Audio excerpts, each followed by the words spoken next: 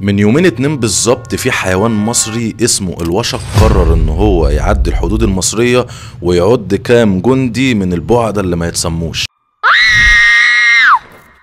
اصدر بيان من البعدة اللي ما يتسموش ان في حيوان مصري اسمه الوشق قرر ان هو يعدي الحدود المصرية ويخش عند البعدة اللي ما يتسموش وعض كام جندي ورجع تاني معزز مكرم ولا حد عرف يعمل معاه اي حاجة. تعالوا بقى نتعرف على حيوان الوشق ده. حيوان الوشق ده من فصيلة النمور، ولكن هو يعتبر قط، بس قط بري وكبير شوية. وعلى فكرة بقى القط ده شرس جدا فوق ما تتخيل. وعايز اقولك كمان ان هو بيحب السيطرة جدا، ومن كتر جماله القدماء المصريين كانوا بيرسموه على المعابد والمقابر بتاعتهم. وعايز اقولك كمان ان هم كانوا بيقدسوه، والله طلعوا بيفهموا. والغريب بقى ان الوشق المصري ده مش بيظهر ما بين الناس بسهولة، يعني تقدر تقول كده بيظهر ويختفي في اماكن ما فيهاش ناس، ولكن سبحان الله قرر ان هو يعدي الحدود ويعد البعد اللي ما يتسموش ويرجع تاني. وخد بقى الكبيرة، الوشق اللي عدى ده كان انثى مش ذكر، يعني من الاخر كده اللي علمت على البعد اللي ما يتسموش